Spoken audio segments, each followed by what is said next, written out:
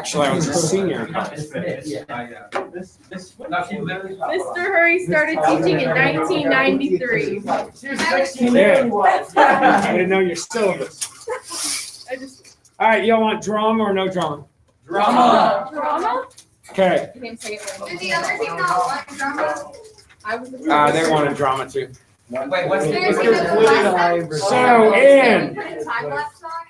I did find everybody's score, but I don't have them in order except the top 25%. So if you want to know, if I don't call your name and you really want to know how you did, you probably can figure that on your own. But if you want to know, I do have those. But here are the top 25% of the scores. In 24th place, but not in this class, Camille Etheridge, tied with Ryan Clifton. In 23rd place, Chandler Binkley. And in 20th place, but not in this class, Sophie Lauer.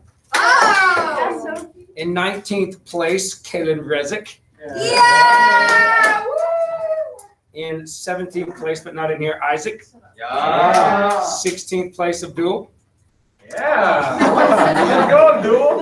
11th place, Martina Pozo. Yeah. Get hyped for me, y'all. 11th place, Hill. Yeah. All right, and then in 9th place, actually, Martina and Hill were tied for 11th. Yeah. Thomas Reed was our 9th place scorer. Not our, but 9th place overall. 7th place, Bailey Pearson. Yeah. Let's go, baby. 6th place, James. There we go. 5th place, Maddie. Yeah. 4th place, Nathan. Yeah. 3rd place, Kieran. Oh, of course. 2nd place, J Dubs.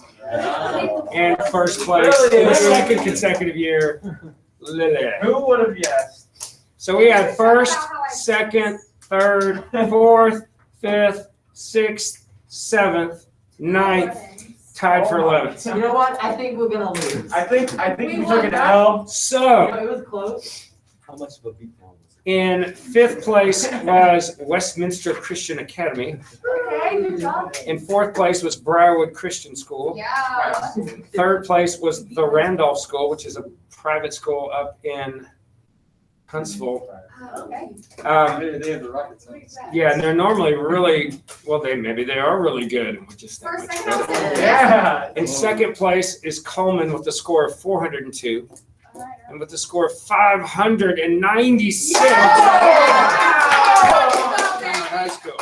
There we go. So we actually beat down, and we usually measure ourselves kind of in large school, just want to look over there by Spain Park, and we beat them by over 240 points. I'm a big gangster. And they were 5th, and we beat them pretty good. So anyway, well done. For a second, I was like, yes, I beat Luke, but then I forgot he wasn't there. Yeah, I didn't take the test. Oh yeah. Imagine being stupid. So, Literally a 0. I have the other scores. I didn't even know I had sent them, but I found them. But I have them, but it's really small writing, and I'm not going to just call them out right now. But I don't have the placings or anything like that. There's only good placings, but I have your actual number score if you want to see that later or tomorrow or whatever. All right, if I didn't call you name.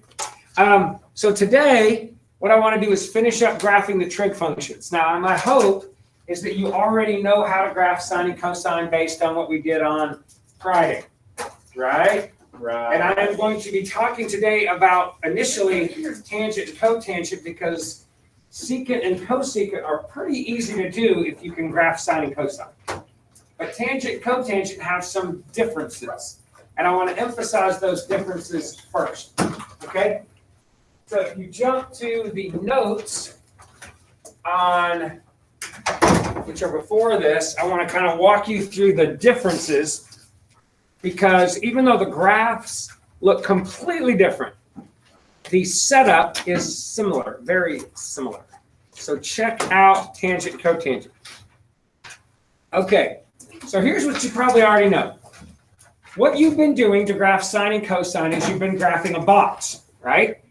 And you've been finding the things that you need to sketch this box by looking at the D and the A and the CX minus whatever, BX minus C and the B value. You've been looking at those to find the middle of the box, the top and the bottom of the box, the left side of the box, and finally the right side of the box, right? That part doesn't change. You're still going to do that with a couple of exceptions. On tangent, instead, you can look up here and see this, instead of just having a box, and I should have made those darker right there, but instead of having just a box, on the left and the right sides of your box, you're going to extend those up and down. So you're still going to try to do the middle of the box. You're still going to mark the top and the bottom. You're still going to find the left side and the right side, but instead of just marking it like this, you're just going to extend that down and up because they not only represent the end of the period, but they represent asymptotes. And you don't have asymptotes on sine and cosine, but you have them on all the other ones. So you're going to basically do the exact same thing. Now, except for drawing your box a little bit differently. I kind of refer to it as a ladder now because it's got a left side, a right side, and 3 rungs of a ladder. Okay? Now, the main 2 differences with tangent than the rest of them, there are 2 main differences. With cotangent, there's 1 main difference. So I'm going to start with the 1 difference that they both share, and that is the period is no longer 2 pi over b. It's pi over b. And I listed that down there in your notes down here where it talks about the period. So instead of just going 2 pi and putting it over whatever your b value is, you're just going to take a single pi and put it over b value, and that is your length of your period. Are y'all with me on that? Both of these are done like that. Now, the other difference that only tangent has, and this is different from all the other 6, is do you remember when you were sketching the boxes for sine and for cosine? When you were sketching these boxes, what you did initially was this, right? You marked the middle, you marked the top and the bottom, and then you found what? The left side. Which was your phase shift. So you found the phase shift, and you marked the phase shift, right, with a vertical line, and that marked the left side of your period, right? And then you would go over 1 period and mark the right side. Wait, And- the phase shift is always the left side? Well, it's the right side also, but you just marked it, and then you went over 1 period to find the end, and you could go over 1 period that way, but it marked the beginning or the end of a period, right? That was phase shift. That is true for all the trig functions except tangent. Tangent, the phase shift marks the middle of your period. Okay? Now remember, technically it doesn't. Technically, a period could be any point A to point B that represents a cycle. But since we want this to look nice and neat, we're trying to memorize patterns to these, right? We said a sine curve does this, bumps up, bumps down, and we say that's a period. Well, guess what? So is this a period. So is this a period. So is this a period. A period is a length, right? It's a length of a period. So we always say that it starts in the middle and bumps up and then down, right? But it's really just a length. So right here, for tangent, when you're trying to graph these, unlike sine, unlike cosine, unlike all the other ones, when you mark your phase shift, that is not the left or the right side of a period. It's dead in the middle of a period. So what you're going to do is you're going to mark it right there. Wherever it is, when you mark it, don't put a dotted line in there. Because if you put a dotted line, you're going to think it's an asymptote. Just put a little arrow and say something like, okay, there's my phase shift. And then what you do, instead of moving over 1 period like you've been doing, what are you going to do if it's right in the middle of a period? Half each way. All right, so let's just say your period was 6 ticks. Instead of going over 6 like you've been doing to mark your period, you're just going to go over 3, then mark it. So you're going to go half a period that way, half a period that way, and then you're going to come in here and mark the left and the right side. And tangent only does that. All right? Those are the only differences.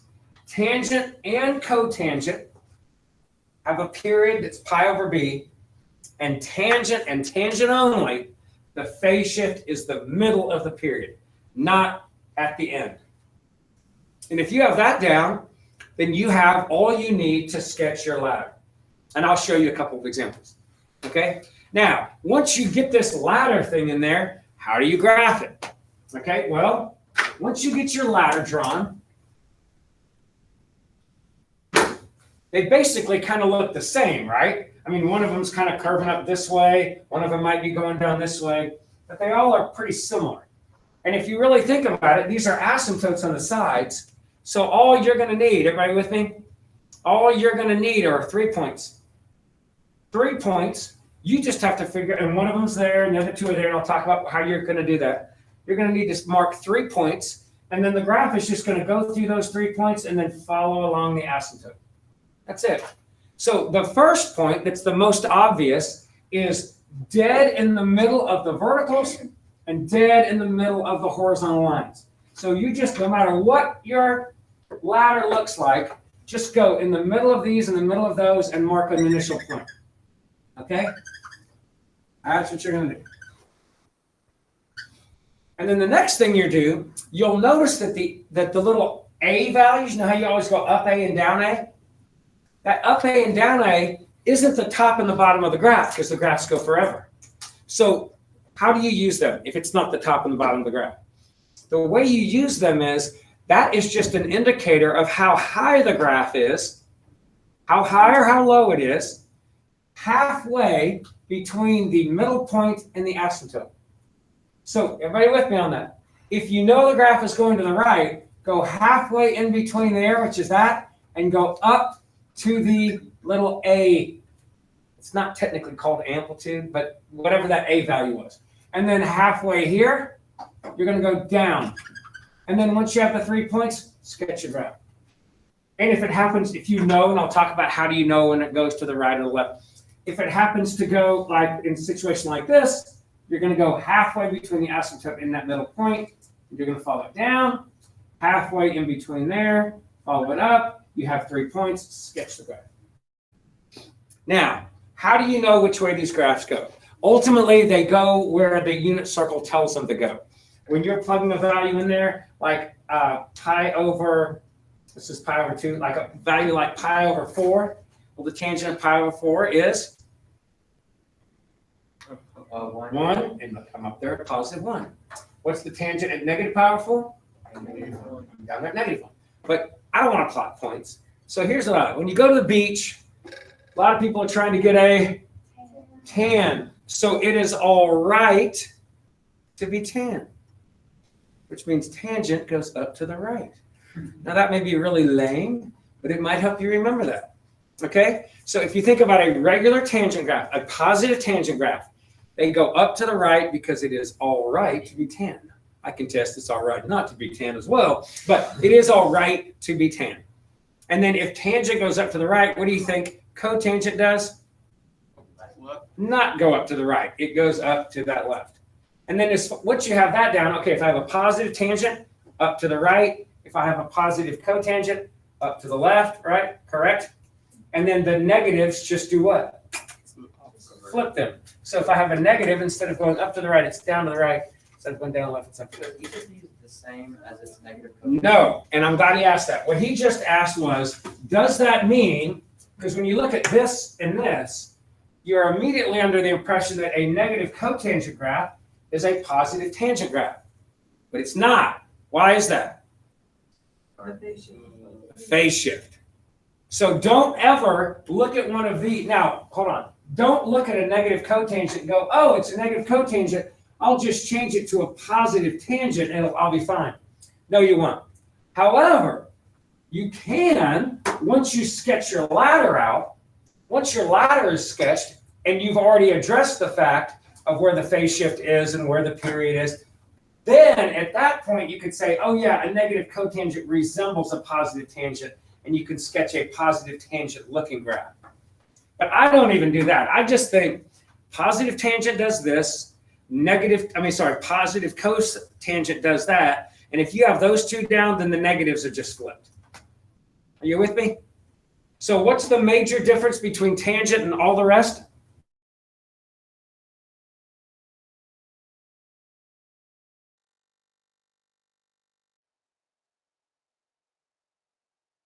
The length of the period is pi over b. But everything else sets up the same, except for the box has kind of it has rungs for the top, middle, and bottom, but it has vertical asymptotes. So let's just take a look at that little review classroom, go down to number 3. So here's number 3. Let's see if we can do it. And you'll see that a lot of it feels like we're just graphing a sine and cosine to start. So first thing you want to do here is what? The y, I'm sorry? the y, -2. So the -2 is my vertical shift. So I'm going to look at that -2 and I'm going to go to -2. And I'm going to put a dotted line there representing kind of like my new x-axis. And I don't need to look at -2 again after that. All right? Then what? You go up and down. I'm going to go up and down 3. Now, technically 3 isn't really amplitude anymore because amplitude is kind of like a wave term. We talk about amplitude. You think about that when volume is like amp. You amp something up. It's talking about how high or low something goes, but this thing goes up forever. But it's still going to be marked like we did amplitude. So if you see a 3, you're still going to go from here up 3, and from there down 3. And I probably should have made this graph go lower, but we'll just extend it a little bit.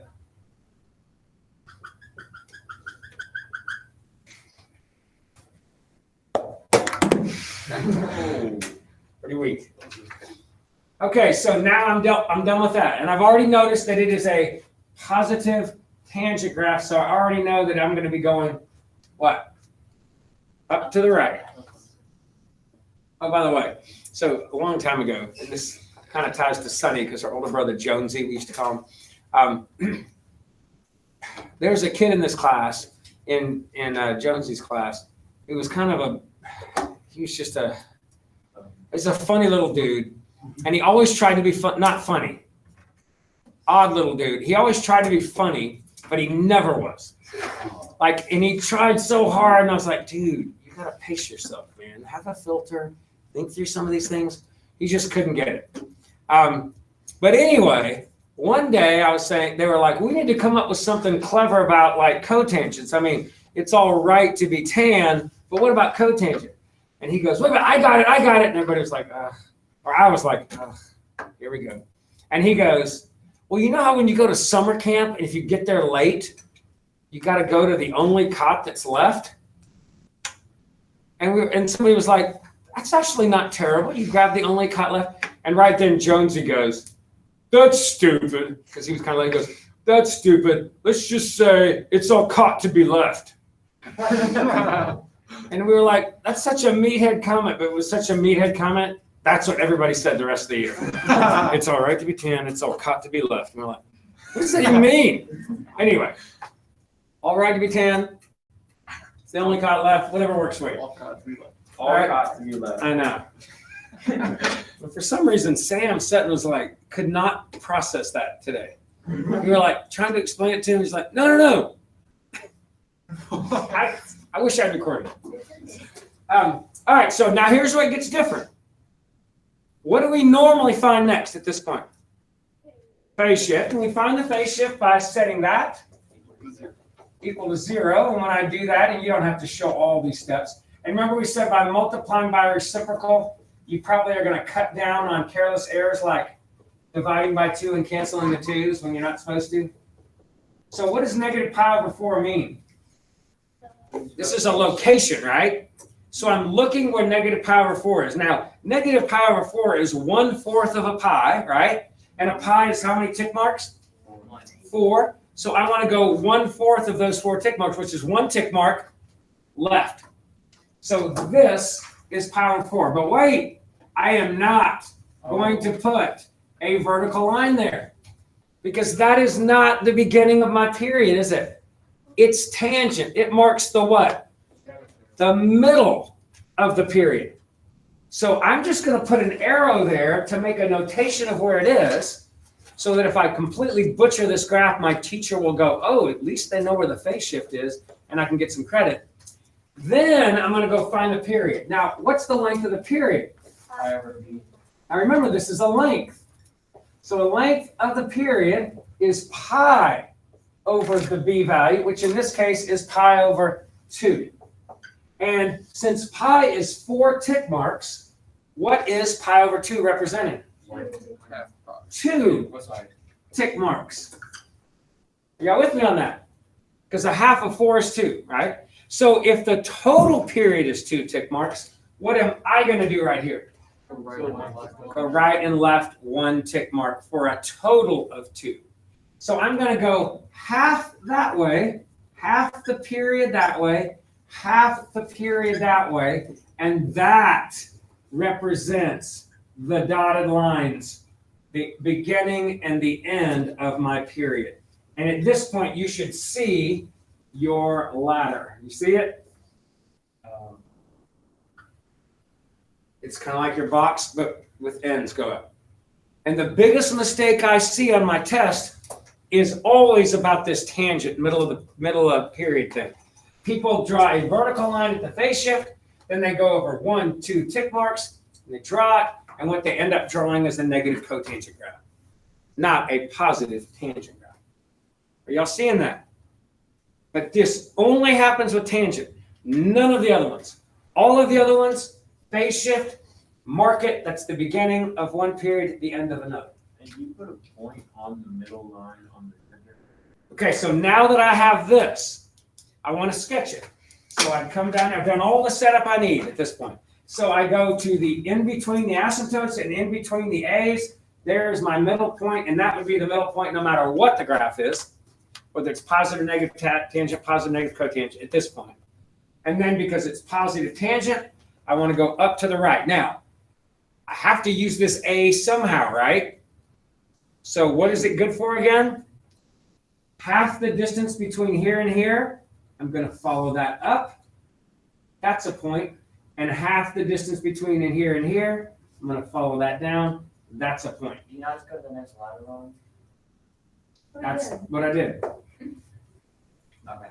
But I'm half that distance there, half that distance there. And I've got my 3 points. Now, guys, I know that people say sometimes that the tangent graph and the x2 graph are very similar. Okay, they are.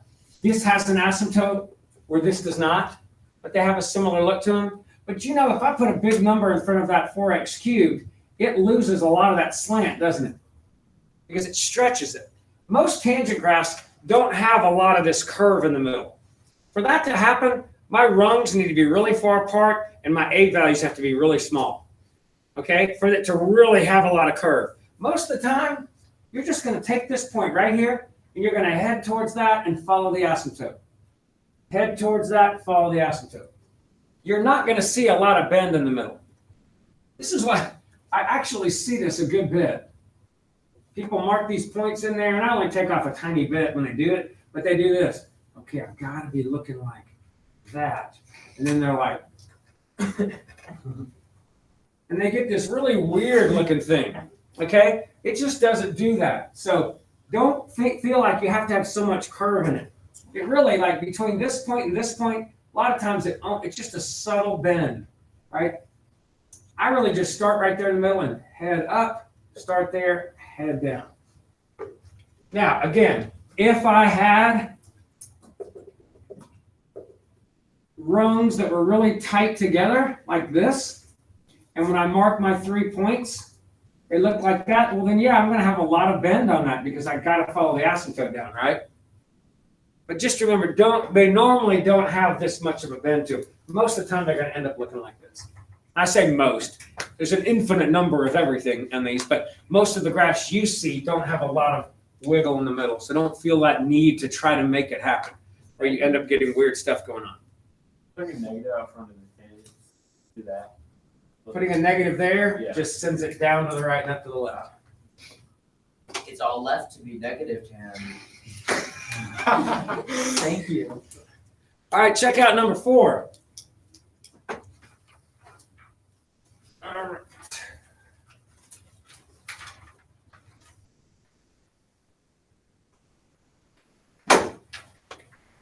So, on this one, starting out the same way, right?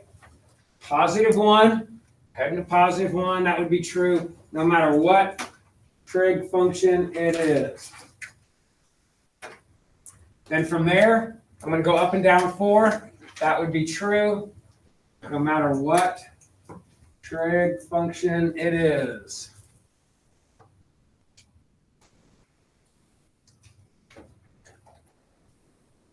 I'm done with that. And I'm recognizing that it is a positive cotangent.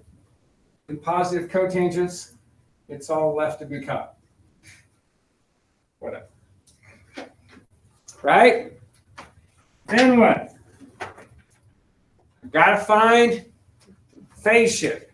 I set this equal to 0, which is pretty easy. Probably don't need to take this much time on it. And I get to pi/3. What does pi/3 mean? That is 1/3 of a pi. And pi is what? 6 ticks. But this is a location, so I'm going to go to 2 ticks to the right. Because 1/3 of 6 is 2. So I'm going to go from here, 1, 2. And that is my phase shift. Now on this one, it's cotangent. Is that the middle of the period? No, that's the beginning of the period, just like all the other ones except tangent. So I can go ahead and mark that with a vertical asymptote. Only tangent, not tangent. Only tangent has that middle of the period phase shift.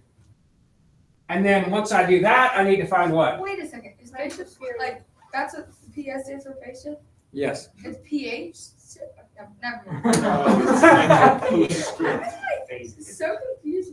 Are you talking about the spelling of? You thought it was FS? Yeah, I was like, why is it PS this whole time? Oh. Phase. Phase.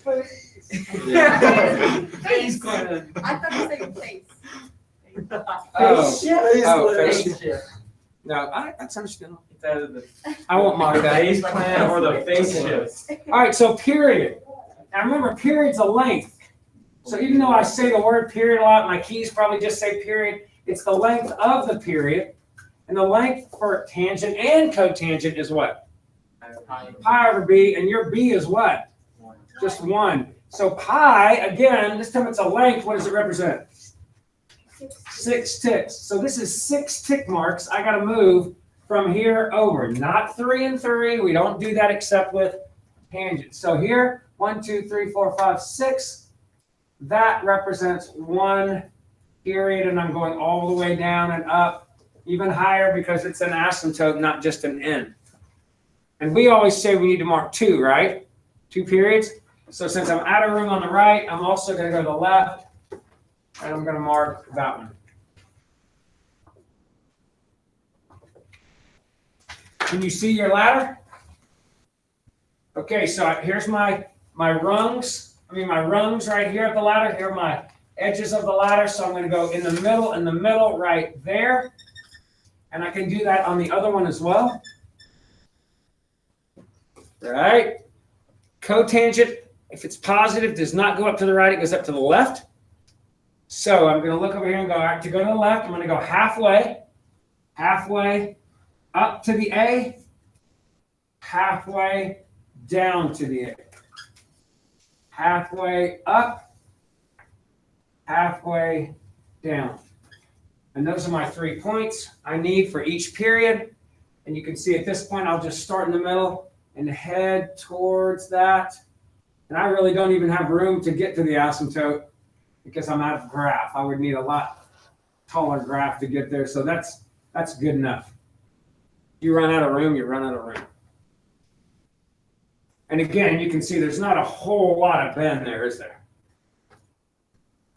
Now, if my A value were 1, right, and I'd only gone up 1, I would be here and there instead. And you can see that's going to make some bend. But just random numbers, it tends to just kind of look long and sloping and whatever. Not too bad? Okay, now for secant and for cosecant, These are two of the easiest ones to do if you already know sine and cosine. Okay, so we already know that secant, let's start with cosecant. That cosecant is a reciprocal of Fine. sine. So it just so happens, if you can graph the sine curve, the cosecant curve will be very simple. So for instance, let's just pretend for a moment that I asked you to graph something that was like this. Y equals blah, blah, blah, blah, blah, cosecant of blah, blah, blah. And if you saw cosecant there, what you're going to do is you're going to ignore that cosecant and you're going to graph the sine curve. So you're going to use all the information, the A, the D, the B, the C, everything, and you're going to sketch the sine curve. So just pretend with me that you came in here and you said, all right, I am going to sketch the D, and you put the D in there, and then you go up there and you do the amplitude up, and you do the amplitude down, right? And you go over there and you find your phase shift, and I don't know, let's just say the phase shift was right here, and you mark it. And then you go over there and you do a period to the right and a period to the left, and you get your two boxes in there like you would do, and you say, all right, if I'm graphing sine, I mark there, middle, first bump up, next bump down, and you do that a couple of times, and you sketch your sine curve. Are you with me? So if you can do that, then there are only two things you do to sketch the cosecant curve. And they're super easy. First thing you do, and I'm going to tell you a little bit about why, is remember before I shifted, the x-axis was this thing, right? So this is where the function hit 0. There, there, and there. Now I know that this one's been shifted up too, but if it hadn't been shifted, that's where sine would be 0. Well, if sine is 0 somewhere, what do you think the cosecant is? The reciprocal of 0, which would be undefined. So what do you think happens on a cosecant graph everywhere the sine graph is 0? Vertical asymptotes. Now you don't have to think through the math of that. All you have to do is anytime on my D, that's where I mark the D value, right? Anytime it crosses there, put a vertical asymptote going through it. There, there, there, there, and there. Easy enough? Anytime it crosses. The D, the vertical shift. So if it crosses there, you put a vertical asymptote there. That's actually true for the secant graph as well. Then all you have to do to sketch it is think like this. What if I could like tangibly take my fingers and turn them into scissors, right? And I could come right here along D and I could just cut right through this graph right here, all the way through, and then just peel, like if I've cut it, I could take this part and flip it up. I could take that part and flip it down. This, flip it up. That, flip it down. So all I'm going to do to graph it, keep this point, take that part, it's been cut, flip it up. Now when I flip it up, it really looks like that, right? But what should it be doing since there's asymptotes there? Following it up forever. So what ends up happening is you're still going to be at that point, but just sketch that heading up, following the asymptotes, sketch that one down. Sketch this one up, sketch that one down. Now if you're like, why does that work? Well, it has to do with you flipping values. When you flip a 1/2, it turns into a 2. So where sine would have been 1/2, right here, cosine's going to be up 2. Where sine's going to be a 0.7, cosine's going to be 1 over a 0.7. Where sine's going to be a 1/3, cosine's going to be a 3. So it really has, a cosecant's going to be a 3. It really has to do with reciprocal points, but all you need to know is basically put your asymptotes in there, flip this up, flip those down, up, down. That's it. And the only difference here with cosecant versus here with secant is, check it out. On a secant curve, I'm looking at the second one. So if I came over here and I said, hey guys, I want you to graph y equals blah, blah, blah, blah, secant of blah, blah, blah, you're going to go, oh, secant. What is the reciprocal of secant? Cosine. So what you're going to do is pretend for a moment that it's a cosine function, and you're gonna come in there and you're gonna mark your d-axis. And then you're gonna, pretty sloppy. Then you're gonna mark your amplitude like you've been doing, right? Then you're gonna go in there and find your phase shift, and you're gonna mark it, and then you're gonna find your period, and you're gonna mark it, and you're gonna try to graph 2 periods. So you're gonna have an extra one going over here. And once you get all that set up, you're gonna go, all right, what does a cosine look like? It starts high, ends high, hits the bottom at the middle, and then crosses D at the quarters. And you're gonna mark those 5 points like you did with cosine and sketch the cosine graph. Then, what 2 things do you think you're gonna do? Any place cosine was 0, what do you think secant is? Undefined. Undefined. So just like you did before, anytime you cross the vertical shift, the D shift, put a vertical asymptote. Same thing you did before, except it happens to be in different spots because it's a different graph. But it's still the same thinking. And then what do you think you do with the little bitty bump ups and bump downs? Flip them over again. So if this part is bumping down right here, then you send it down. If this part is bumping up, then you send it up. Bumping down, send it down. And if you only have a half of one bumped up, then half of one up. And that's cosecant and secant. Not too bad. So that's the 6 trig functions. All I'm going to do tomorrow is give you the equations. Give you the picture of the graph, and you're going to come up with the equations. And I'm going to show you how to do that. It's pretty logical, but you kind of got to think backwards a little bit a couple times. So it's not quite as straightforward. Sometimes it gets a little bit tricky with tangent and cotangent. And then we're going to review on Thursday, because today is Tuesday, and then we're going to test on Friday. All right? And that'll be the end of trig, and then we'll jump into probability, and we'll do a little bit of probability, and then we will say goodbye after a 3 to 4 day in-class review. And then we'll see you next year. We'll see. And the coffee bar will be open, and we'll be so happy. We'll If see. you do stay, and we'll have the lab back at the alarm, or you Yeah. be up here. Say it again.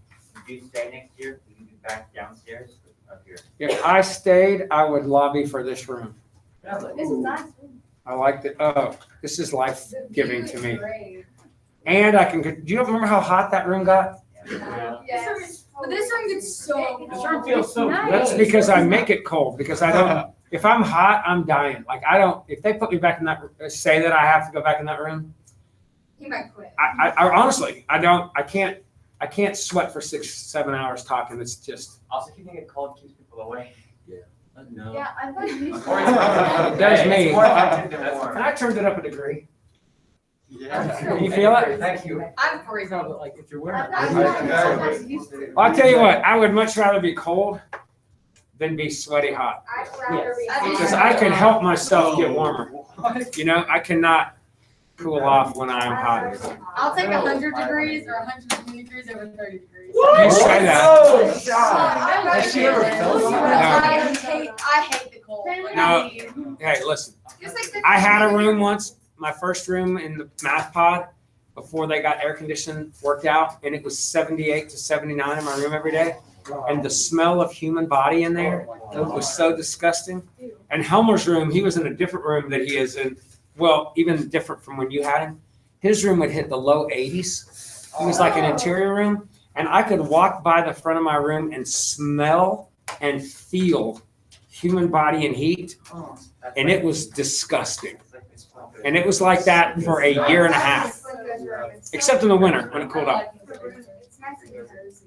But yeah, if I'm gonna talk for 6 hours, I gotta have some air. I just start The melting. feeling in like your hands. You ever I just open these feel windows? like my nose. When I feel cold, I feel so weak and brittle. Like if someone touches me, I'm like, ow. What? We can What? blow. That might be a person. I can barely function. when I'm hot. Well, I mean, like if I'm freezing, like if it's 15 degrees out, like I don't want to hit a baseball or catch a football. I mean, that does feel Like, brutal. right now.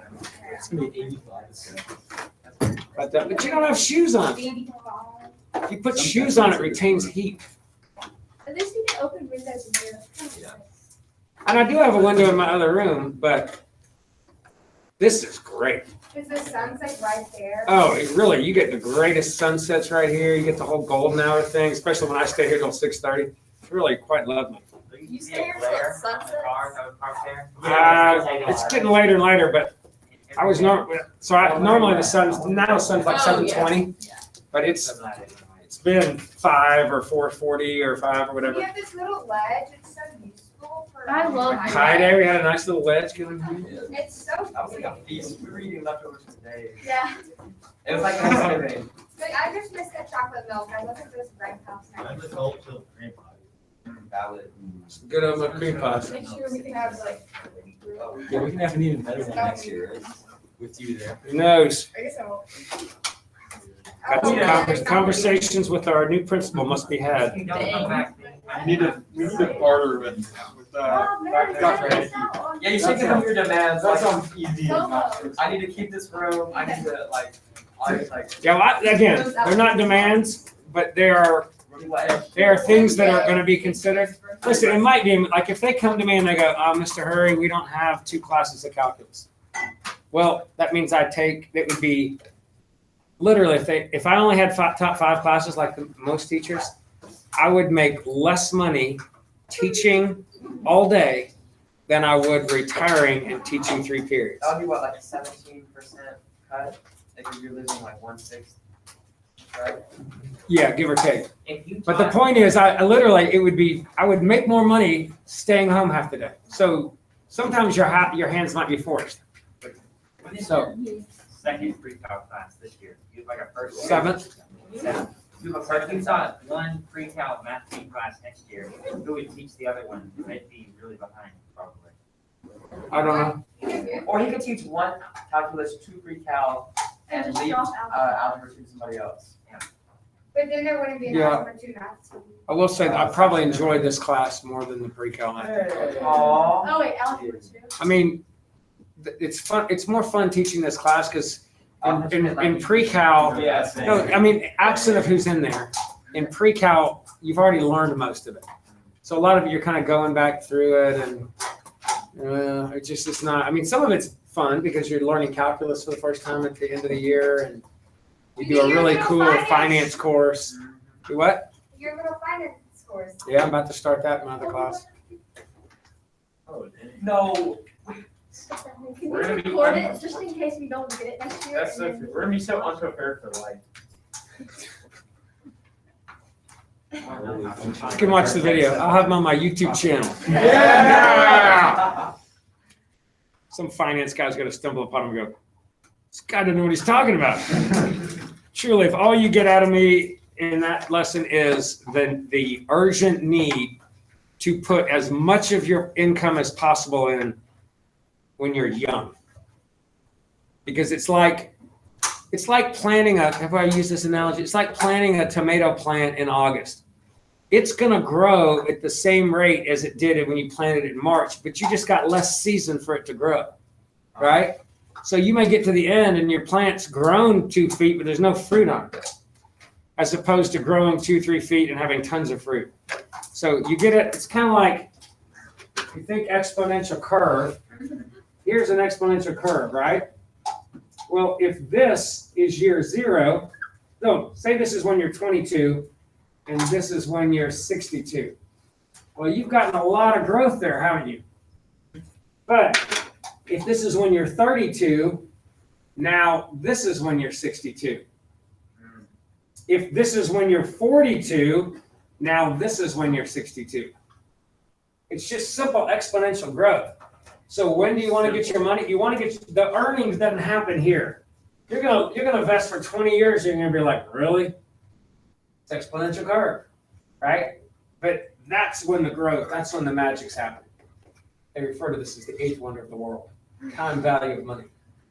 But you got to get it in early.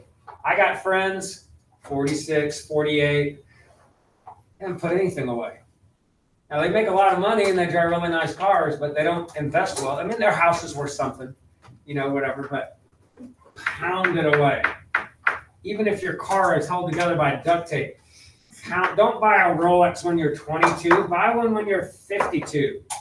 Because when you're 52, that money's not gonna make or change the game. This is the money that's gonna make or change the game.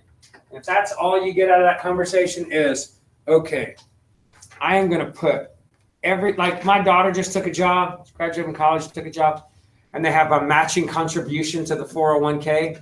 401k is like a little retirement account that they have, which means if she can put up to 3% of her income, which is not a ton of money, but it's like $1,800, $2,000 a year, or whatever, let's just say, they'll match it. So if she puts $2,000 a year in their fund, all of a sudden she has $4,000. She just earned 100% on her money for just not being stupid, right? I have people that go, oh man, I want to buy a car. That's my car payment. Get the money in. Even if you got a skateboard to work, get it. If they give you a matching contribution, do it. If they give you a 50% matching, do it. Because they're literally handing you money that is going to grow for 40 years. Not a limit on how much you can put in, or you put your whole income in it. No, most of them put a cap on it. Hers is actually pretty low. I think it was 3 or 4% of her total income she can put a year that they'll match. But like I know a friend who worked at Brassville and Gorey, and they matched the first 10%, I think it was. Ooh. They did 50% of the next 5, and then they did something like a quarter, 25% of the next 5 or something like that. And he just pounded his money away. And lived in an apartment in Southside that was pretty cheap with me and another guy. Drove the same crappy car. He was driving some beat up old Buick. He did not care. All those other guys at B&G were going out there buying new trucks, and he's pulling up in a 15-year-old Buick LeSabre. It was almost hilarious. You know, they're like, what are you driving? He's like, doesn't matter. Check out my 401k, baby. But he put it in early and often. Now he's got a house at Beverly Hills. no, he Water Sound West. Down at the beach. It just sounds expensive. It's Yeah. 38. It's nice. I mean, it's the slums of Water Sound, but it's still a $1.3 million home. That's the slums? Yeah, the real Water Sound probably starts at about 5 to 6. And then she says like at 10 and 12. Oh, more maybe. Yeah, that's What? crazy. One of you two or someone else like arguing with me about how like It was, A 12 mil. about Kylie's. 12 million. yeah. I think it was like 5 or 6. Or 7. And she doesn't even live there like all the time? But it's not hers. Still. They live in Tallahassee. Her aunt must be so rich. If you can buy a $6 million What house. jobs these people have, like, Yeah, that's so Their true. job is is putting their money away. Maybe dentists get really rich, and that's like the trade-off for like the suicide rate. You either make it big or die. This is the intense life of. All right, here's one. Dentistry. Oh, Wait, Los Angeles. 8.5 No, million? that's Inlet Beach. That's not even Water Sound. That's not even water side. Come on, Jen. That's not. And that's not even- That's the That slum. house is for There's peasants. not even- That's the ghetto. Oh, look, it's not even beachside. It's the back. It's got a house in front of it. Ugh. Not even garbage. Imagine like being cheap. Yeah, like, Anyway, That's for There's our- get it in early and often. I know I did. I'll have a better income when I retire than I do when I He's work. gonna have. He's gonna own all of them. And then he's gonna invest in another one. No. I don't think it's supposed to be. Yeah, it's just, it's like, sideways, you're like, this thing is coming up. Hey, man, like, yeah, I'm checking out. Okay. You know, I can get a $125 gift card. Do that. And then I'll put my gift card away. This soccer is taking- Oh.